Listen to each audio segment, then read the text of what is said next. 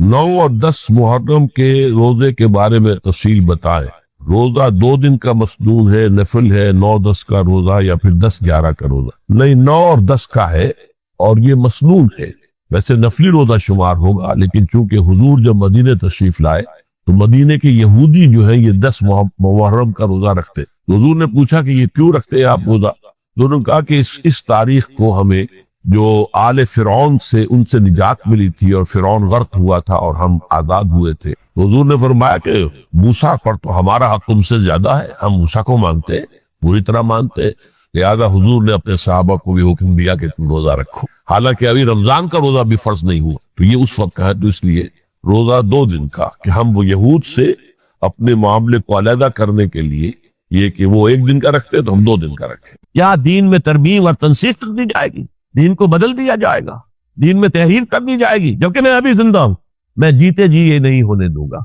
हजरत अब्दुल्लाह इब्न जुबैर की ये राय हुई, वी हैव टू चैलेंज, हम मुकाबला करेंगे, हम इसे पैसिवली कबूल नहीं करें। उन्होंने बैत से इनकार किया और मदीना छोड़कर मक्के जाकर हरम के अंदर पनाहगुज़ी हो गए। यही मामला हजरत हुसैन इब्न अली रजी अल्लाह तआला अन्हुमा का था। वो भी निहायत शुजा, निहायत जरी, निहायत बहादुर। उन्होंने भी कहा कि ये गलत कैसर और किसरा की रिवायत जो शुरू हो रही है, इसे हमने रिजिस्ट करना है और इसे हम आगे नहीं चलने। उन पर भी जब दबाव डाला गया कि बैत करो, तो वो कुछ वक्त मांगकर, देखिए मैं ऐसा शख्स नहीं हूं कि तन्हाई में अलहदा कमरे में बैठकर बैत करूं। जब उमूमी बैत लोगे तुम सबसे, तो मैं भी आ जाऊंगा। उस वक्त लोग फैसला करेंगे। तो बस इस वजह से फिर वो गवर्नर जो था उस वक्त मदीने का, उसे इजाजत लेकर आ गया और रातों रात वहां से निकलकर वो भी मक्के पहुंच। तो अब ये 4 जो है 2 ग्रोहों में तकसीम हो, 2+2। 2 की राय ये हुई कि बात गलत है, लेकिन इसकी बिना पर खूरेजी, जंगो जिदाल, जंग आपस में खूरेजी करना ये सही नहीं, बल्कि मसलहत इसमें है कि इसको कबूल कर। फिर अल्लाह ताला को बेहतर हालात पैदा करेगा उसके जरिए से, तालीम के जरिए, तलकीन के जरिए से। जैसे नबी अकरम सल्लल्लाहु अलैहि वसल्लम ने इतना अजीम इनकलाब बर्पा किया था, हम कोशिश करेंगे कि निज़ाम हुकूमत की इस्लाह हो जाए। लेकिन इस वक्त अगर हम हार गए तो फिर गोया खूरेजी और फसाद और बाहमी जो जंग है वो शुरू हो जाए।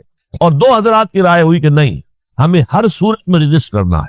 खूरेजी होती है तो हो, हमें जाने देनी पड़ती है तो देंगे, हम शहादत कबूल करेंगे, लेकिन इस गलती को कबूल नहीं कर सकते। तो मैं इसके लिए बर्स कर रहा हूं, ये तीसरी शहादतों का जो दौर शुरू हुआ है। पहला शहादतों का दौर, हुजूर का दौर, दीन को कायम करने की जिद्दोजहद में जिन्होंने जाने दिए। दूसरा दौर, उस दीन के खिलाफ जो काउंटर रेवोल्यूशनरी मूवमेंट्स आई है उनको दफा करने के लिए जाने देना। हजारों सहाबा की जाने उसमें भी गई है। वो सैलमा इब्ने कज़्ज़ाब हो या मानीन ज़कात हो, उनके खिलाफ जो जिहाद हुआ। फिर जाहिर बात है कि हजरत उस्मान रजी अल्लाह तआला अन्हु के बाद जो फसाद हुआ, वो शहादतें क्या थी? उस दीन के निजाम को कायम रखने के लिए, इंटैक्ट रहे, दुश्मन उसके अंदर रखने डालने में कामयाब ना हो जाए। अब तीसरा दौर वो आ रहा है कि जबकि दाखिली तौर पर उस निजाम खिलाफत के अंदर जवाल शुरू हो रहा है। इस जवाल को रोकने के लिए कि वो अपनी असल जो खिलाफत का निजाम अल्लाह ने और उसके रसूल ने दिया है उसकी बुनियाद पर कायम रहे।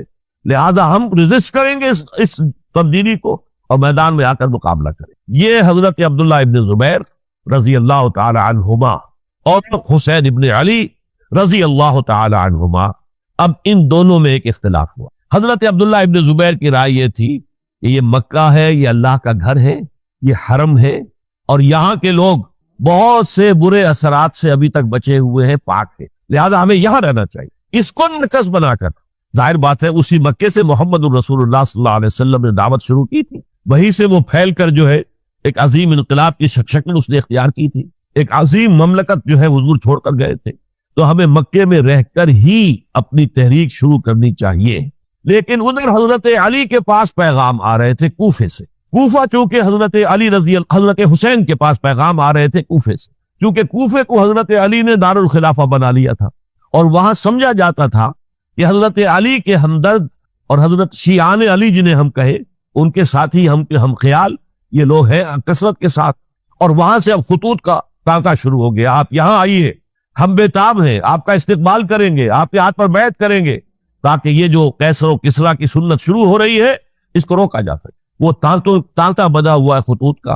तो हजरत हुसैन रजी अल्लाह तआला अन्हु ने फैसला कर लिया कि मैं कूफे जाऊंगा। हजरत जुबैर रोकते रह गए कि नहीं, کوفیوں پر اعتماد نہ کی. یہ زبانی کلامی ساتھ دیتے ہیں، جب ڈنڈا چلتا ہے تو پھر یہ ہٹ جاتے ہیں میدان سے. ان پر اعتماد نہ کریں آپ.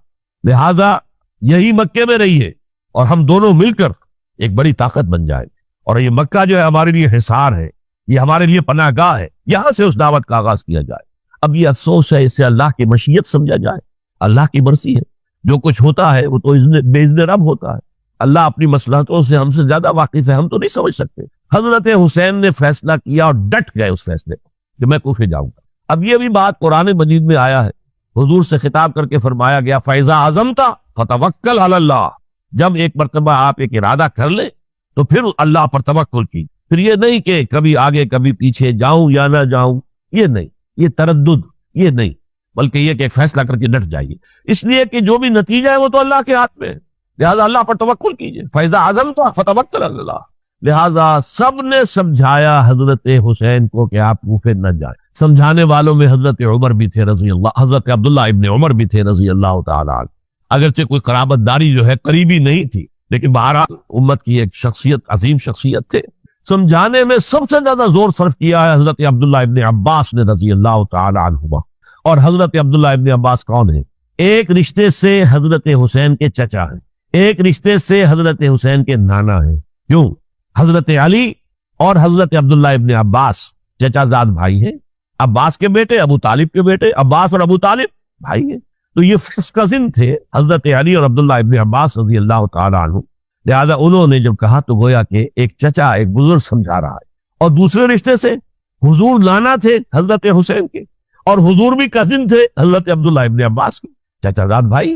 اس حوالے سے سمجھ لیجئے کہ حضور کے کزن نانا کے درجے میں آ گئے. تو یہ دو رشتے تھے حضرت عبداللہ ابن عباس کے، اور انہوں نے بڑی الہا و زاری کے ساتھ، بڑی اپنے مقام سے نیچے اتر کر خوشامد کی. حسین خدا کے لیے بعد آ جاؤ، حسین خدا کے لیے بعد آ جاؤ. حسین اگر جانا ہی ہے تو اپنے بال بچوں کو لے کر نہ جاؤ. جس طریقے سے تمہارے باپ حضرت علی رضی اللہ تعالیٰ عنہ کو کوفہ کے اندر ذبح کر دیا گیا، کہیں ایسا نہ ہو کہ تمہیں بھی تمہارے بال بچوں کے سامنے ذبح کر دیا جائے.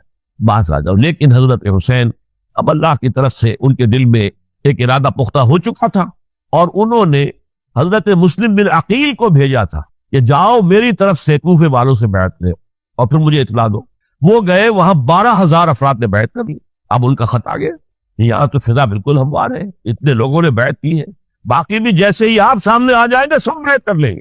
لہذا یہاں پر وہ ریزسٹنس کے لیے گویا کہ ہمارے پاس طاقت اس کوفے کے اندر بہت مضبوط طاقت ہوگی کہ ہم یزید کی حکومت کے خلاف ریزسٹ کر سکیں. اس کے بعد ہوا کیا؟ یزید نے عبید اللہ ابن زیاد کو گورنر بنا کر بھیج دیا. یہ شخص تھا بہت ڈنڈا چلانے والا. اس نے سختیاں شروع کی تو بہت سے لوگ اس بیعت سے غائب ہو گئے. لیکن مسلم بن عقیل وہ میدان میں آئے، اور ان کے ساتھ ہزاروں آدمی آ گئے جنہوں نے بیعت کی تھی، ابھی تک بیعت پر قائم تھے، اور انہوں نے گورنر کے گھر کا گھیراؤ کر دیا. گورنر کے ساتھ 30-40 آدمی تھے کل. وہ چھتوں پر چڑھ گئے، وہاں سے پتھراؤ کیا، اور وہاں سے جو 30-40 آدمی کوفے کے تھے ان سے کہا تم اپنے اپنے لوگوں کو کہو کہ چلے جائیں بس یہاں سے. انہوں نے اوپر سے کہنا شروع کیا، ڈرایا، بہت خوفناک نتیجہ نکلے گا، اب عبید اللہ ابن زیاد تم سب کو ہلاک کر دے گا. ایک ایک کر کے بھیڑ چھٹتی چلی گئی اور صرف چند افراد رہ گئے، اور اس کے نتیجے میں حضرت مسلم بن عقیل شہید کر دیے. بلکہ ایک شخص خانی نے انہیں پناہ دی تھی کوفے میں، ان کو بھی قتل کر دیا گیا، شہید کر دیا. اس پر یہ ہے کہ انہوں نے ایک شخص کے ذریعے سے پیغام دیا قتل کیے جانے سے پہلے کہ دیکھو میرا تو وقت آگے آیا، میں تو اب قتل ہو جاؤں گا، شہید کر دیا جاؤں گا، تو میرا پیغام حسین تک پہنچا دو رضی اللہ تعالیٰ عنہ کہ یہاں یہ بغاوت ہو گئی. لوگوں نے، کوفیوں نے، الکوفی لا یوفی، کوفی جو ہے وہ پورا نہیں کرتا اپنے عہد کو اور وفا کو. اس کا ایک ثبوت ہمیں مل گیا ہے.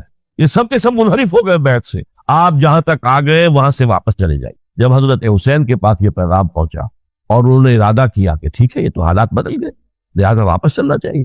شاید عبداللہ ابن زبیر کی رائے ہی صحیح ہے، ہمیں مکے ہی میں بیٹھ کر کام کرنا چاہیے. لیکن اب جو ہے عرب کا ایک خاص مزاج ہے. حضرت مسلم بن عقیل کے بیٹے آڑے آ گئے، اب ہم اپنے کے خون کا قصاص لیے بغیر نہیں جائیں گے. اور حضرت حسین رضی اللہ تعالیٰ عنہ بامروت انسان، شریف النفس انسان، کیسے ممکن تھا غیرت مند غیور انسان وہ کیسے ان کی بات کو رد کر دے. لہذا اچھا چلو چلتے ہیں کوفے کی طرف. آگے بڑھتے چلے گئے، کربلا میں پہنچ گئے. جو کچھ وہاں ہوا پھر آپ کو معلوم ہے۔ اس میں یہ بات ہے، پہلے 1000 کا لشکر بھیجا تھا عبید اللہ ابن زیاد نے، اس پر حضرت حسین رضی اللہ تعالیٰ عنہ نے جو باتیں کہیں وہ کچھ اثر انداز ہو گئی۔ ان کا افسر جو تھا حر بن یزید تمیمی، وہ بعد میں حضرت حسین کا حامی ہو گیا اور حضرت حسین کے ساتھ ہی اس کو بھی شہادت نصیب۔ پھر دوسرے کو بھیجا عمرو بن سعد۔ عمرو بن سعد بھی ایک بڑی عظیم شخصیت کا بیٹا تھا، حضرت سعد ابن ابی وقاص جو فاتح ایران تھے، اور جن کو غزوہ احد کے موقع پر حضور نے فرمایا تھا کہ اے سعد تیر چلاؤ، میرے ماں باپ تم پر قربان ہوں۔ جبکہ احد میں گھیراؤ کر لیا تھا حضور کا اور کفار قتل کرنے کے لیے ہجوم کر رہے تھے، اور کچھ حضرات تیر چلا چلا کے انہیں پھینک رہے تھے، دور جو ہے ہٹا رہے تھے، ان میں سے حضرت سعد ابن ابی وقاص بھی تھے۔ پھر وہ فاتح ایران تھے، اسی لیے گورنر بن گئے تھے ایران کے۔ سعد جو ہے ان کا بیٹے، یہ عمرو جو ہے یہ اب ایک بڑے صوبے کا گورنر بھی تھا، اس وقت 4000 آدمی دے کر بھیجا، وہ بھی نرمی کرتا رہا، اس نے کوئی تشدد نہیں کیا، اس کے اندر بہرحال اپنے عظیم باپ کے خون کا کچھ اثر تھا۔ لیکن یہ کہ پھر ابن زیاد کو اطلاع مل گئی کہ عمرو ابن سعد جو ہے وہ تو لے تو لال کر رہا ہے، حملہ نہیں کر رہا، قتل نہیں کر رہا، بلکہ یہ کہ وہ تو اس راستہ بھی دینے کے لیے تیار ہے کہ نہ مدینے کی طرف جائیے اور نہ آپ مکے کی طرف جائیے، نہ کوفے کی طرف جائیے، بلکہ آپ چاہے تو دمشق چلے جائیں، یزید سے اپنا معاملہ کر لیں۔ اس پر ابن زیاد نے پھر وہاں سے خط لکھا ہے، میں نے تمہیں اس کام کے لیے بھیجا تھا، میں نے تمہیں حکم دیا تھا حسین سے میری بیعت لو، یعنی میری بیعت کے ذریعے یزید کی بیعت لو، اور اسے پکڑ کر لا کر میرے سامنے پیش کرو۔ لہذا پھر اس نے ایک بہت خوخار شخص کو زیادہ فوج دے کر بھیجا ہے، اور وہ جو ہے اس نے آ کر جو ہے شمر نے پھر اس نے فیصلہ کن معاملہ کیا۔ حضرت حسین رضی اللہ تعالیٰ عنہ نے ان دنوں میں جو وہاں گزرے ہیں، جتنے بھی کوفی آئے ہوئے تھے نا، اکثر و بیشتر تو کوفے کے لوگ تھے، ان سے کہا کہ میں خود نہیں آیا، تم نے مجھے بلایا تھا، اے فلاں ابن فلاں، کیا تم نے مجھے خط نہیں لکھا تھا؟ کیا اے فلاں ابن فلاں، کیا تم نے مجھے پیغام نہیں بھیجا تھا کہ یہاں تشریف لائیے؟ اور دیکھو میرے پاس تمہارے خطوط موجود، وہ ایک تھیلا جس میں کہ خطوط ہے وہ ملا کے میدان میں رکھی۔ یہ حضرت حسین رضی اللہ تعالیٰ عنہ کی شرافت اور اپنی صاف دلی، کوئی اس کے اندر عیاری نہیں تھی ان کے اندر، معاذ اللہ ثم معاذ اللہ، لیکن یہ کہ اس کا نتیجہ اچھا نہیں نکلا۔ نتیجہ کیا نکلا؟ اب انہیں پتا چل گیا کوفیوں کو، اگر اب حسین زندہ دمشق پہنچ گئے یزید کے پاس تو یہ ہم سب پھوڑ دیں گے، ہماری شامت آ جائے گی، لہذا اب تو کسی صورت انہیں زندہ نہیں رہنے۔ یہ ایک بڑا اہم واقعہ نوٹ کر لیجیے اس کو، اس لیے کہ حضرت حسین نے ایک ایک کا نام لے کر اے فلاں ابن فلاں، اے فلاں ابن فلاں، اے فلاں ابن فلاں، کیا تم نے خط نہیں لکھا تھا؟ کیا تمہارا پیغام نہیں تھا؟ اب انہوں نے دیکھا کہ یہ بہانہ اگر یزید کے ہاں جا کر پھوڑ دیا گیا تو پھر ہماری خیر نہیں ہوگی۔ یہی وجہ ہے حضرت حسین کو شہید کرنے کے بعد، یہ نوٹ کر لیجئے، 72 آدمی تھے کل، جس کو کہہ لے لشکر حضرت حسین کا رضی اللہ تعالیٰ، ان میں سے 20 خاندان بنی ہاشم کے چشم و چراغ، وہ بڑی بہادری سے لڑے، بڑی بہادری سے لڑے، ایک ایک نے لڑ کر جان دیے، بہت سو کو بہکایا۔ یقاتلون فی سبیل اللہ فیقتلون ویقتلون، قتل کر بھی رہے تھے، قتل ہو بھی رہے تھے، ایک ایک کر کے قتل ہو رہے تھے، شہید ہو رہے تھے۔ 20 جو ہے خاندان بنی ہاشم میں سے شہید ہوئے۔ حضرت حسین رضی اللہ تعالیٰ عنہ کا ایک بہت ہی انفنٹ چھوٹا بچہ وہ بھی شہید، باقی سب مرد، تمام مرد، سوائے ایک حضرت حسین کے بیٹے حضرت علی بن حسین زین العابدین کہلائے بعد میں، وہ بیمار تھے، وہ جنگ میں حصہ نہیں لے سکتے تھے، وہ بچ گئے صرف۔ اچھا، حضرت حسین شہید ہو گئے، یہ ہے 10 محرم الحرام سن 61 ہجری۔ کیا مطلب ہے؟ حضور کے انتقال کے ٹھیک 50 برس بعد، سن 11 ہجری میں حضور کا انتقال، اور سن 61 ہجری میں حضور کے نواسے، اور جن کے بارے میں حضور نے فرمایا سیدہ شباب اہل الجنہ، حضرت حسین شہید کر، اور اس کے بعد اس لشکر نے خیموں کو لگا دی۔ یہاں نقطہ سمجھ لیجیے، آج کیوں لگائی؟ انہیں معلوم تھا ہمارے خلاف ڈاکومنٹری پروف موجود ہے وہاں پر، وہ ہمارے ستوت کے تھیلے وہاں موجود ہیں، اگر وہ باقی رہ گئے تو ہماری شامت آ جائے گی، ہمیں کون بچائے گا؟ ورنہ ظاہر بات ہے کہ اگر تو وہ دشمنی کے انداز میں بات ہوتی تو خواتین کی بھی بے حرمتی کی گئی ہوتی، لیکن نہیں، کسی نے، ظاہر بات ہے کہ خانوادہ نبوت کی کسی خاتون کی بے حرمتی نہیں کی، قطعاً نہیں کی، قطعاً نہیں کی، قطعاً نہیں کی، لیکن خیمے جلانا ان کی ضرورت تھی تاکہ وہ ریکارڈ جو ہے ان کا وہ تلف ہو جائے، سارے خطوط جو ہے وہ جل جائیں تاکہ ان کے خلاف ثبوت باقی نہ رہے۔ یہ عظیم سانحہ کربلا ہے۔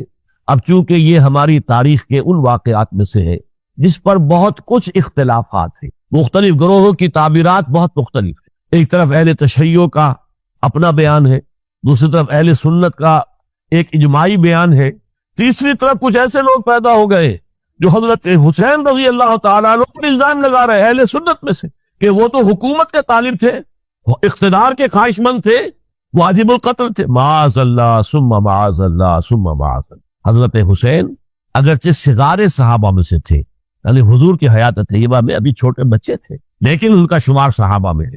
اور پھر یہ وہ شخص ہے جو حضور کی گود میں کھیلا ہے، یہ وہ ہے جو حضور کے شانوں کے اوپر جس نے سواری کی۔ علامہ اقبال نے جیسے حضرت اسماعیل کے لیے کہا ہے کہ وہ فیضان نظر تھا یا کہ مقتول کی کرامت تھی، سکھائے کس نے اسماعیل کو آداب فرزندی۔ ظاہر بات ہے حضرت اسماعیل کسی اسکول اور مدرسے دارالعلوم میں پڑھے نہیں تھے کہ وہاں پتہ چلتا کہ والد کا حق کیا ہے۔ یہ فیضان نصر تھا، ابراہیم کی نگاہ کا یہ فیضان تھا کہ بیٹے کے اندر وہ جذبہ پیدا ہوا کہ یا ابا افعل ما تؤمر، ابا جان جو خواب آپ دیکھ رہے ہیں اور جو حکم آپ کو اس خواب کے ذریعے مل رہا آپ کے ذریعے ستجدنی انشاءاللہ من الصابرین۔ تو اسماعیل کا معاملہ اگر یہ تھا فیضان نظر سے، تو حضرت اسماعیل تو حضرت ابراہیم کے پاس زیادہ رہے بھی نہیں، وہ تو مکے میں رہے۔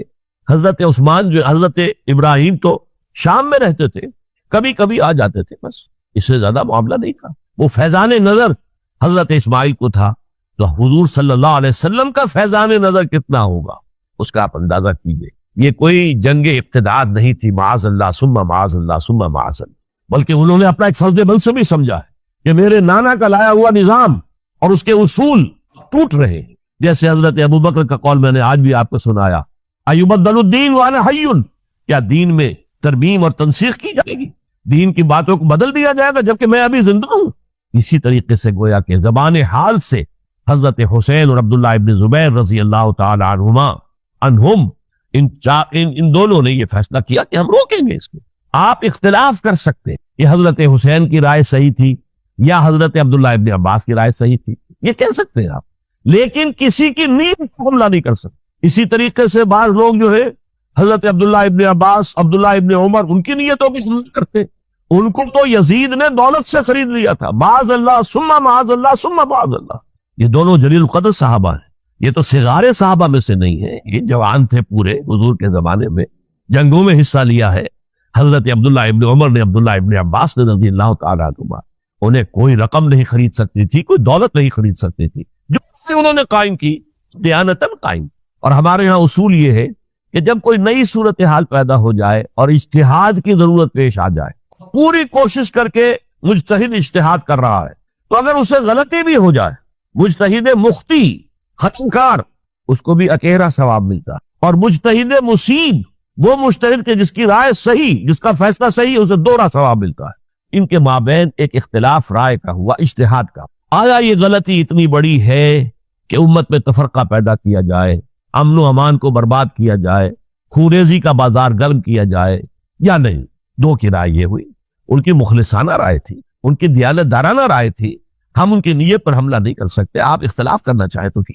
اسی طرح حضرت عبداللہ ابن زبیر اور حضرت حسین ابن علی رضی اللہ تعالی عنہ، ظاہر بات ہے کہ ان کا بھی ایک اجتہادی رائے تھی کہ نہیں، یہ دین کے نظام کے اندر بہت بڑا رکھنا پڑ رہا ہے، یہ تو اب قیصر و کسریٰ کی سنت شروع ہو رہی ہے، یہ اسلام کے دین کے اوپر طریقہ نہیں، عمل نہیں ہو رہا ہے، تو ہم اسے اپنی جانوں کا نذرانہ دے کر بھی اسے روکیں گے، روکنے کی کوشش کریں گے، رکے نہ رکے ہم اپنی جانیں دے دیں گے۔ یہ بھی دیانت دارانہ رائے تھی، مخلصانہ رائے تھی، ان کی نیت پر کوئی حملہ کم سے کم اہل سنت والجماعت میں سے کسی شخص کو حق نہیں ہے، اس لیے کہ اہل سنت والجماعت کا کہنا یہ ہے الصحابۃ کلھم عدول، صحابہ جتنے بھی ہیں وہ سب کے سب عدول ہیں، ان میں بدنیتی نہیں آ سکتی، خطا ہو سکتی۔ اہل سنت کے نزدیک معصومیت خاصہ نبوت ہے، نبوت ختم ہو گئی محمد رسول اللہ صلی اللہ علیہ وسلم پر، آپ کے بعد معصوم کوئی نہیں، ابو بکر بھی معصوم نہیں، عمر بھی معصوم، عثمان بھی معصوم نہیں، علی بھی معصوم نہیں رضی اللہ تعالیٰ عنہ اجمعین۔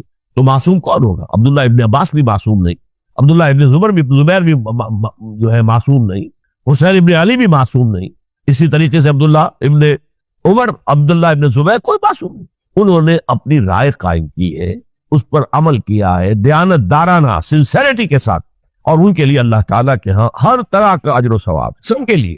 حضرت عبداللہ ابن زبیر کی رائے اس اعتبار سے بہتر ثابت ہوئی، انہوں نے مکے میں پھر حکومت قائم کی، 9 برس تک ان کی حکومت قائم رہی. بنو امیہ ختم نہیں کر سکے. سن 73 میں جا کر ان کی شہادت ہوئی. اور ایک مرحلہ تو وہ بھی آیا تھا کہ شام اور مصر کی دونوں صوبے جو ہیں وہ بھی ان کے تحت آ گئے. تو واقعہ یہ ہے کہ اگرچہ حضور نے ہمیں منع کیا ہے کہ کبھی یہ نہ کہا کرو کہ ایسا ہوتا تو ایسا ہو جاتا. نہیں، جو ہوا اللہ کی مرضی سے ہوا، اللہ کے اذن سے ہوا. حدیث کے الفاظ ہے ان کلمۃ لو تفتح عمل الشیطان. یہ جو لو کاش یہ ہو جاتا، کاش یوں ہو جاتا تو بڑے اچھے نتیجے نکلتے، یہاں سے شیطان کا عمل شروع ہو جاتا. ورنہ واقعہ یہ ہے کہ دل سے یہ بات نکلتی ہے. اگر حضرت حسین اور عبداللہ ابن زبیر یکجا ہو جاتے اور مکے کو اپنا مرکز بنا کر جو عظیم مقصد انہوں نے اپنے سامنے رکھا تھا کہ یہ جو روایت غلط آ رہی ہے اسلام کے دینی سیاسی نظام کے اندر، اس کو ہم روکیں گے، تو اللہ تعالیٰ انہیں کامیابی عطا فرما دے. لیکن یہ پھر ہم کہیں گے ما شاء اللہ کان وما لم یشاء لم یکن. جو اللہ نے چاہا وہ ہوا اور جو اللہ نے نہیں چاہا وہ نہیں ہوا. حضرت حسین کو وہ عظیم شہادت اللہ نے دینی، وہ اونچا مقام عطا کرنا تھا، اور پھر ان کی عظیمت، ان کا صبر، ان کا ثبات، ان کا استقلال. معلوم ہوا کہ اللہ تعالیٰ نے انسانوں کے اندر کتنی کچھ طاقت رکھی ہوئی اور کتنی کچھ صلاحیتیں اللہ نے مدیت کی. وہ جس طرح ڈٹے رہے، کھڑے رہے.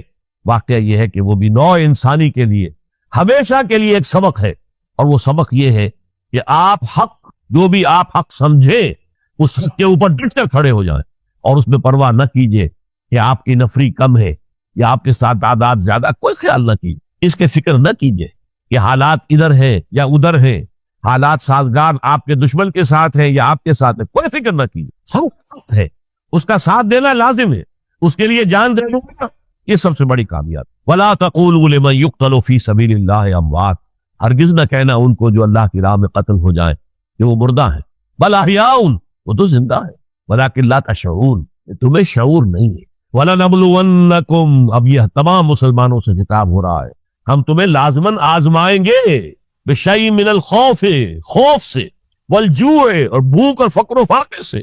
حضرت حسین اور ان کے ساتھیوں کو پیاس کے ذریعے سے آزمایا گیا. حالانکہ دریا دور نہیں ہے لیکن پانی بند کر دیا گیا. کیسی کیسی شدت اور کیسے کیسے سخت حالات کا سامنا کیا، لیکن جھکے نہیں، گردن نہیں جھکے، ڈٹے رہے اپنے موقف کے اوپر. وَلَنَبْلُوَنَّكُمْ بِشَيْءٍ مِّنَ الْخَوْفِ وَالْجُوعِ وَنَقْصٍ مِّنَ الْأَمْوَالِ وَالْأَنفُسِ وَالثَّمَرَاتِ، اور ہم تمہیں جانی اور مالی نقصانات کے ذریعے سے آزمائیں گے. وَبَشِّرِ الصَّابِرِينَ، اور اے نبی بشارت دے دیجئے صبر کرنے والے. الَّذِينَ إِذَا أَصَابَتْهُمْ مُصِيبَةٌ، وہ کہ جن کو اگر کوئی مصیبت آئے، ان پر نازل ہو جائے، قالوا، تو وہ کہیں گے اِنَّا لِلَّهِ وَإِنَّا إِلَيْهِ راجعون، ہم اللہ ہی کے ہیں، اللہ ہی کی طرف ہمیں لوٹ جانا ہے. اولئک علیہم صلوات من ربہم ورحمہ، یہ ہے وہ جن پر ان کے رب کی طرف سے صلوات ہے، درود ہے اور رحمت ہے. وَأُولَئِکَ هُمُ الْمُهْتَدُونَ، اور یہی ہدایت یافتہ ہے. اللہم ربنا اجعل